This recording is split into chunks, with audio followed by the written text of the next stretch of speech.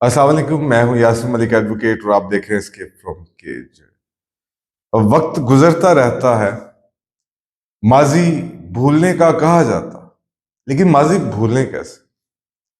आज जो पाकिस्तान की पॉलिटिकल सिचुएशन है उसके अंदर आपको तमाम जमातें मिलकर हुकूमत बनाती हुई नजर आ रही। ये वो पॉलिटिकल जमातें थी जो एक दूसरे को गालियां देती, जो एक दूसरे के ऊपर करप्शन के इल्जाम लगाती थी, जो एक दूसरे की करैक्टर असैसिनेशन करती। नून लीग और पीपल्स पार्टी की आपस की रिवाइवलरी देखनी थी तो आप 90s का दौर देखिए। अनलेस के चार्टर ऑफ डेमोक्रेसी नहीं हो जाता, फिर चार्टर ऑफ डेमोक्रेसी के अंदर हम लोगों को इस बात में बेवकूफ बनाया गया कि ये चार्टर ऑफ डेमोक्रेसी पाकिस्तान के लोगों के लिए है, पाकिस्तान के लोगों की बेहतरी के लिए। लेकिन ऐसा नहीं था, ये एक दीवाने का ख्वाब था जो एक पाकिस्तानी आदमी, एक आम इंसान देख सकता था। इससे ज्यादा कुछ भी नहीं। इन्होंने चार्टर ऑफ डेमोक्रेसी किया ताकि ये एक दूसरे के मुफादात को प्रोटेक्ट कर सके, यानी कि आप मुझे संभालो, मैं आपको संभाल, और हमें नए नए ख्वाबों के पीछे लगा दिया। अर्ली 80 से आज तक का अगर दौर देखें, किसी ना किसी फॉर्म में नवाज शरीफ साहब या पीपल्स पार्टी किसी ना किसी फॉर्म में इक्तदार के अंदर रही। उसके अंदर कुछ डिक्टेटर्स के दौर भी थे जिसमें ज़िया-उल हक साहब थे, मुशर्रफ साहब थे। ये दौर भी थे जो जनरली उन्होंने कहा कि नहीं, हम सब कुछ संभालेंगे, हमसे ज्यादा अक्ल कुल पाकिस्तान के लिए कोई नहीं। ये वो दौर है जहां पे हमें एक्चुअली किराए की आर्मी का खिताब भी मिला। हमारे सियासतदानों को बिकाऊ माल भी इंटरनेशनल मीडिया में कहा गया। हमने मुख्तलिफ तरह की टीटियां, मुख्तलिफ तरह की हुंडा हवाली और मुख्तलिफ तरह के हमने करप्शन के इल्जाम एक दूसरे के ऊपर लगते थे। गो पाकिस्तान का ये जो आपका जुडिशल सिस्टम है, इस जुडिशियल सिस्टम के होते तो किसी को सजा मिल ही नहीं सकती। ज़िया-उल हक साहब भी करप्शन की इन्वेस्टिगेशन और करप्शन के चोरों को सजा देने आए, उन्होंने सिर्फ जुल्फकार अली भुट्टो को फांसी देने पर इत्तफा किया। मुशर्रफ साहब भी करप्शन का इल्जाम लगा कर आए कि उन्होंने भी नैब का इदारा बनाया और करप्शन की बातें की, लेकिन रिजल्ट 0/0 आया। क्योंकि जब भी कोई डिक्टेटर आता है उसको अपने इक्तदार को तूल देने के लिए बहुत से लोगों को साथ मिलाना पड़ता है, बहुत से लोगों के मुफादात को देखना पड़ता है। उन मुफादात बढ़ाने के लिए, देखने के लिए बहुत से कंप्रोमाइजेस करने पड़ते हैं। वंस यू गोट कंप्रोमाइज्ड तो फिर आप करप्शन के ऊपर कभी इंक्वायरी नहीं करा सकते, किसी को सजा नहीं दे सकते। कुछ खास वक्त के लिए आप पॉलिटिकल विक्टिमाइजेशन जरूर कर सकते। यही पाकिस्तान के डिक्टेटर्स ने किया। सारा का सारा इल्जाम पाकिस्तान की पॉलिटिकल पार्टीज के ऊपर डालो और खुद साफ हाथ धो के, हाथ झाड़ के निकल के बाहर हो जाओ। ये हम सब ने देखा इन डिक्टेटर्स के दौर। मुशर्रफ साहब का दौर खत्म हुआ, लेकिन उसके बाद भी इस्टेब्लिशमेंट पाकिस्तान के अंदर इतनी मजबूत रही कि हम इस्टेब्लिशमेंट के आगे कोई सवाल रख नहीं सकते, हम उनको कोई बात कह नहीं सकते।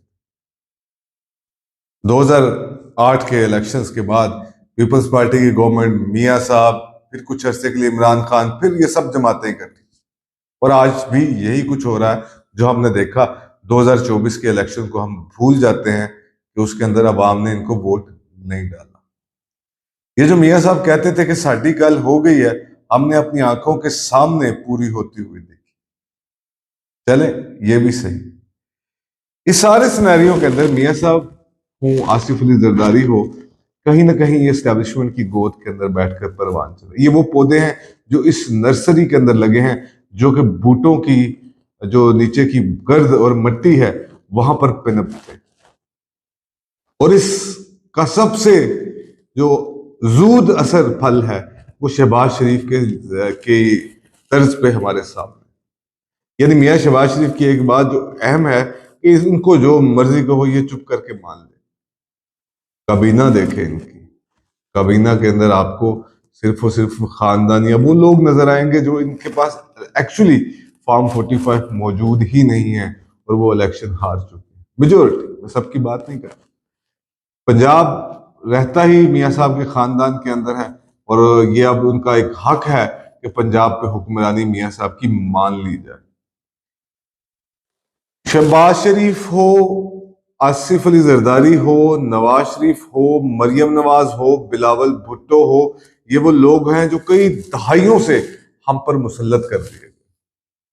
कभी इनको ठुड्डे मारकर, जूते मारकर बाहर निकाल दिया जाता है, कभी फिर से इनको गले लगा लिया जाता है, क्योंकि इनसे ज्यादा अपने आप को पेश करने के लिए, इनसे ज्यादा अपने आप को बो डाउन करने के लिए हमें कोई दूसरा तीसरा बंदा पाकिस्तान में मिल नहीं रहा। और ताकतवरों को ऐसे बोने और ऐसे पपिट्स चाहिए होते हैं जो ये काम कर सकते। इन दौर में हुआ क्या?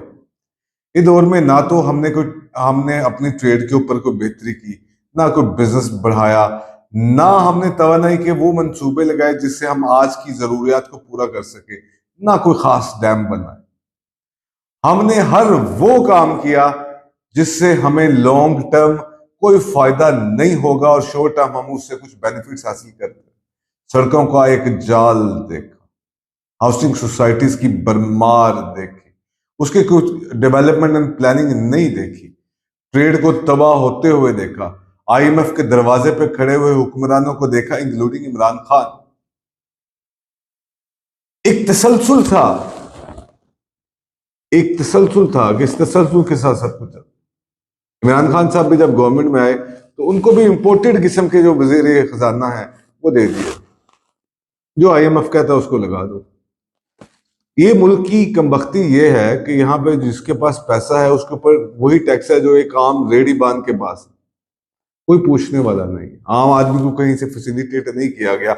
आज अगर स्कूलों की हालत वही थी सरकारी, तो आज भी वही है। यकसा निज़ाम तालीम चलो इमरान खान ने करने की कोशिश की, लेकिन नहीं किया जा सका। तबकाती फर्क था, और तबकाती फर्कों में हम सब बटे हुए लोग थे। इतनी लंबी हुक्मरानी के बावजूद भी, इतना सब कुछ करने के बावजूद भी, जो असल खराबी इस मुल्क के अंदर हुई, जो निज़ाम समझता है, वो है इमरान खान। तमाम के तमाम बुराइयों का जिम्मेदार है इमरान खान, क्योंकि इमरान खान इस पॉलिटिकल सिस्टम, इस माफिया के सिस्टम के अंदर फिट इन नहीं बैठता, क्योंकि वो बात करता है जो बात ये माफिया जो ताकतवर नहीं चाहते कि की जाए। अगर इमरान खान कुछ ना भी करे, लेकिन अगर इस यूथ के, इन पाकिस्तानी अवाम के जहनों में सिर्फ इतना डाल दे कि आजादी की एक कीमत है, यू हैव टू पे दैट प्राइस, इतनी बात डाल दे जो कोई मौलवी, कोई आलिम नहीं समझा सका कि ला इलाहा इल्लल्लाह के बाद इंसान हर खौफ से आजाद हो जाता। ये सब बातें अगर डाल देगा तो फिर पॉलिटिकल लीड इस तरह से नहीं चलता। बड़े शौक से इमरान खान को उतार के पीडीएम गवर्नमेंट आई। हमने भी इनकी उस वक्त ये बात मान ली, चलो तमाम तर जो गलत कारियां हैं पाकिस्तान के अंदर उसका जिम्मेदार इमरान खान था, और इमरान खान को इक्तदार से परे कर दिया गया, जैसे भी किया गया। 100 गलतियां इमरान खान की निकालें, 100 तरह से कैरेक्टर असैसिनेशन करें, लेकिन उसके बाद जो पीडीएम के नामी जो गवर्नमेंट हमें तोहफे में मिली, उसने हमारा जीना ही दोबर कर दिया। हमें बार बार आईएमएफ के पास जाके हाथ फैलाने के अलावा तीसरा कोई प्लान नजर ही नहीं आता। कुछ प्लान शॉर्ट टर्म्स, कुछ प्लान लॉन्ग टर्म्स हमें नहीं बताए जाते। हमें सिर्फ एक ही बात बताई जाती है कि अगर इस दफा आईएमएफ के पास ना गए तो हम डिफॉल्ट कर जाएंगे। एक वजीर आजम हमारा जो डमी वजीर आजम है, वो तकरीर करता है कि कौम इस मुश्किल वक्त को गुजारना पड़ेगा, मुश्किल के बाद आसानियां हैं। कौम चाहते ना चाहते वो मुश्किल वक्त गुजारती है, लेकिन आसानियां उस कौम के नसीब में नहीं है अभी तक। ये सब कुछ हम देख रहे हैं, हमारे सामने हो रहा है। इतनी लंबी हुक्मरानियों के बाद, 3.5 साल के कंपैरिजन करने के बाद, आज तमाम पाकिस्तान के मसाइल का हल सिर्फ इन लोगों के पास है, और जिम्मेदारी सारी इमरान खान के ऊपर। वो इमरान खान जिससे इंतखाबी निशान छीन लिया गया, वो इमरान खान जिसके ऊपर बेबुनियाद केसेस बनाए गए, वो इमरान खान जो अभी पाबंदे सलासिल है, जिसकी पार्टी के ऊपर हर जुल्म सितम की सोबतें अभी तक जारी है। कहीं ना कहीं डील होने की कोशिश भी की जाती। तो ये चाचा, भतीजी और अबू जान ये सब लूट के खा गए पाकिस्तान, लेकिन पता क्या, जिम्मेदार सिर्फ इमरान खान, क्योंकि ताकत के उस नजरिए के मुताबिक, क्योंकि ताकतवर जो सोचता है वही ठीक है। पाकिस्तान अवाम जाए भाड़ में, मेजोरिटी जाए भाड़ में, आइन कानून जाए भाड़ में, सिर्फ ताकतवर का नजरिया चले, क्योंकि ताकतवर ने ये सोचा है, ताकतवर को ये पपिट्स, ये डमी और ये सब चाहिए। वो वजीर आला मरियम नवाज है, उनकी अभी तक वीडियोज ही खत्म नहीं होती। वो चाव चाव के अंदर वो पूरे पंजाब का सूबा उनके हवाले तो कर दिया गया है, अब देखिए वो इसके साथ क्या करते। अब इमरान खान या तो नजरिए से बाज आ जाए, या वो भी हाँ में हाँ मिलाता जाए, या वो भी शहबाज शरीफ की तरह अच्छा बच्चा बन जाए। तारीख ने अभी तक ये साबित किया कि इमरान खान डिफरेंट है। अभी तक किसी की बात नहीं मानी, अभी तक अच्छा बच्चा बनने के लिए तैयार नहीं है, अभी तक एक मजाहमत की एक मिसाल बना। ये मियां साहब ने भी करने की कोशिश की थी 2016 में, जब उनको इनके इक्तदार से दूर कर दिया गया।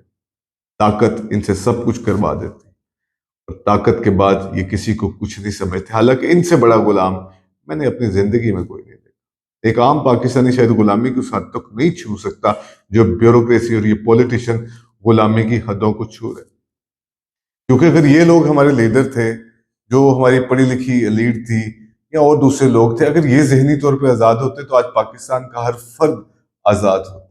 ये ना खुद आजाद हुए, ना इन्होंने पाकिस्तानियों को आजाद रहने दिया।